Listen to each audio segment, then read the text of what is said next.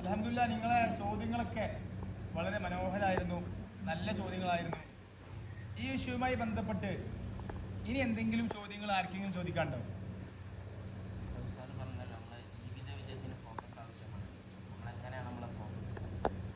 മോൻ്റെ പേരെന്താണ്? സുഹൈൽ ചോദിച്ച ചോദ്യം നിങ്ങൾ മറ്റു ചോദ്യങ്ങൾ പോലെ തന്നെ വളരെ പ്രധാനപ്പെട്ട ഒരു ചോദ്യമാണ്. എങ്ങനെ ഫോക്കസ് തിരിച്ചറിയാമെന്ന്. അല്ല, സാധാരണ മോട്ടിവേഷൻ ക്ലാസ്സിലൊക്കെ പറയും നിങ്ങൾ ഫോക്കസ് വേണം, ശ്രദ്ധ വേണം, ലക്ഷ്യം വേണം എന്നൊക്കെ പറയാറുണ്ട്. പക്ഷെ എങ്ങനെയാണ് ഫോക്കസ് കണ്ടെത്തുക, എങ്ങനെയാണ് ഫോക്കസ് തിരിച്ചറിയുക എന്ന് ചോദിച്ചാൽ വളരെ സിമ്പിളായിട്ട് ആൻസർ. നേരത്തെ നമ്മൾ പറഞ്ഞു എന്ത്, ജീവിത വിജയത്തിന് ഫോക്കസ് ആവശ്യമാണ്, ശ്രദ്ധ ആവശ്യമാണ്, കുറേ കാര്യങ്ങൾ സംഭവിച്ചു കഴിഞ്ഞു. പക്ഷെ എങ്ങനെ ഫോക്കസ് തിരിച്ചറിയാം എന്നുള്ളത് വളരെ പ്രധാനപ്പെട്ട ഒരു ചോദ്യം തന്നെയാണ്. സുഹൈലിന് വളരെ അഭിനന്ദനം അറിയിക്കുന്നത്. കാരണം ആ ഒരു ചിന്ത, അങ്ങനെ ഒരു ചോദ്യം ചോദിക്കണമെങ്കിൽ ചിന്ത വേണമല്ലോ. അപ്പോൾ അത് സുഹൈലിനെ പോലത്തെ നിങ്ങൾ എല്ലാ വിദ്യാർത്ഥികളും അഭിനന്ദനം ആദ്യം അറിയിക്കുകയാണ്. എങ്ങനെ ഫോക്കസ് തിരിച്ചറിയുമെന്ന് ചോദിച്ചാൽ, രാവിലെ എണീറ്റു.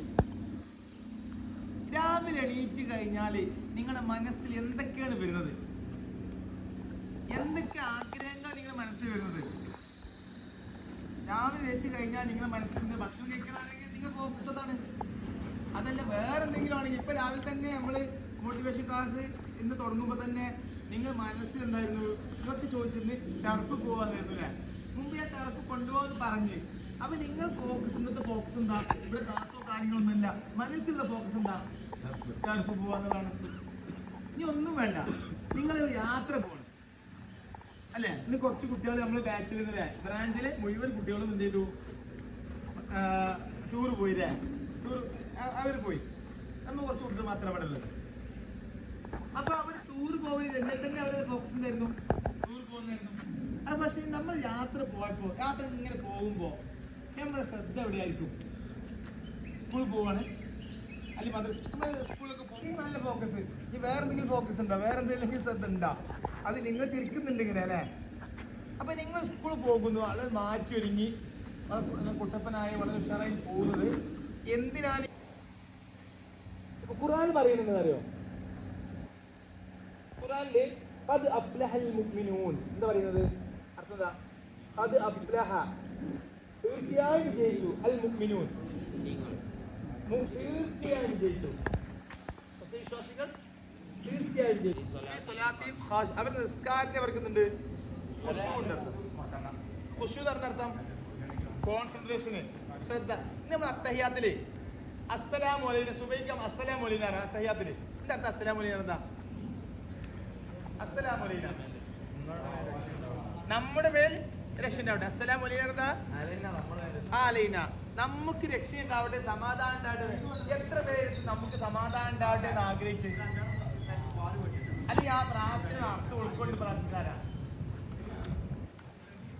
അപ്പൊ ജീവിതത്തിൽ നമ്മൾ ചെയ്യുന്ന കാര്യങ്ങൾ, ഇപ്പൊ നമ്മൾ വീട്ടില് ഉദാഹരണത്തിന് ഒരു കറി ഉണ്ടാക്കാണ് അല്ലെ, ചോറുണ്ടാക്കാണ്, ബിരിയാണി ഉണ്ടാക്കാണ്, തോന്നുപോലെ ഉപ്പിടാൻ പറ്റുമോ?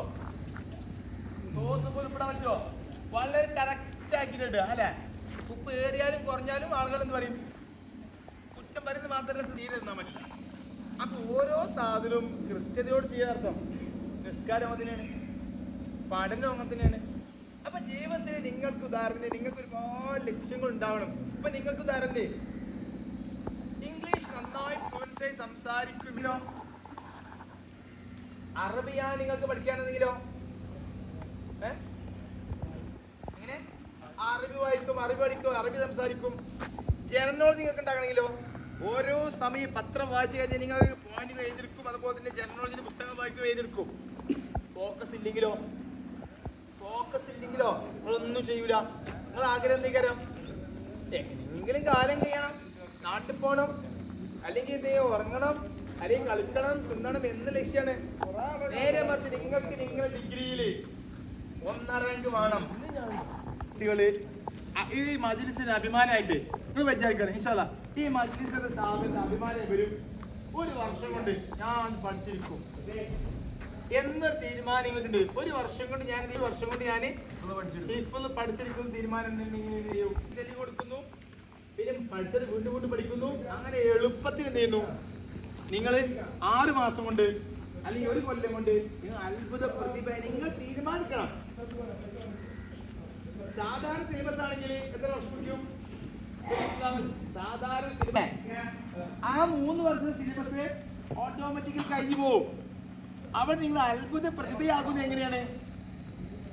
അത്ഭുത പ്രതിഭയാകുന്നത് നിങ്ങൾക്ക് കൃത്യമായ ഒരു ഫോക്കസ് സെറ്റ് ചെയ്ത്, ഒരു ശ്രദ്ധ സെറ്റ് ചെയ്ത് ഇത്തരത്തിൽ ഞാൻ പഠിച്ചിരിക്കുമെന്ന ബോധത്തോടു കൂടി മുന്നോട്ട് പോകുന്നതാണ്. അല്ലെ?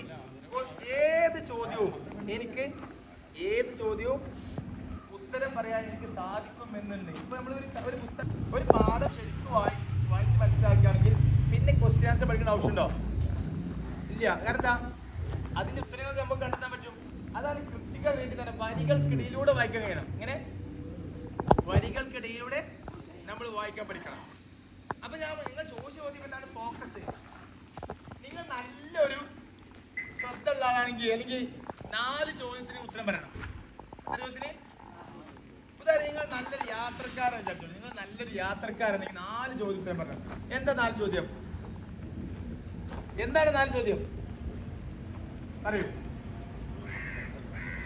ഒരു നല്ല യാത്രക്കാരനാണെങ്കിൽ എന്താണ് 4 ചോദ്യം? എവിടേക്കാണ് പോകുന്നത്? എവിടേക്കാണ് പോകുന്നതെന്ന് അറിയാത്ത ആളെ സംബന്ധിച്ചിടത്തോളം നല്ല യാത്രക്കാരനാണോ? എന്തിനാണ് പോകുന്നത് ഉത്തരം വേണ്ടേ? മനസ്സിലായെങ്കിൽ അപ്പൊ എന്തിനാ പോകുന്നത് അറിയില്ല എന്ന് പറഞ്ഞാലോ, ഒരാള് ബസ് കയറി എവിടുക്കാ പോകുന്നത് അറിയില്ല, എന്തിനാ പോകുന്നത് അറിയില്ല. മാത്രല്ല എപ്പോഴാ പോകുന്ന ഉത്തരം വേണം. എപ്പോഴാ പോകുന്നത്, ഏതാ ഡേറ്റ്, ഏതാ സമയം, അത് മാത്രം മതിയോ? എങ്ങനെ പോകുന്നത് കൂടി ലക്ഷ്യമാണ്. എങ്ങനെ പോകുന്നത്. അപ്പൊ നല്ല യാത്രക്കാരാണ് നിങ്ങൾ. എവിടേക്കെങ്കിലും ഇതാണ് ഇപ്പൊ ഒരു അവിടെ JNU ജവഹർലാൽ നെഹ്റു യൂണിവേഴ്സിറ്റിയിൽ പഠിക്കാൻ പോവാണ്, PhD എഴുതാൻ പോവാണ്. എങ്ങനെ നിങ്ങൾ പോകുന്നത്? ട്രെയിനില്, ഫ്ലൈറ്റിന്. എപ്പോഴാ പോകുന്നത്? നാളെ രാവിലെയാണ് പോകുന്നത്. അല്ലെ? നാളെ രാവിലെ പോകുന്നുണ്ടോ? അല്ലെങ്കിൽ വെക്കേഷൻ കഴിഞ്ഞിട്ട്.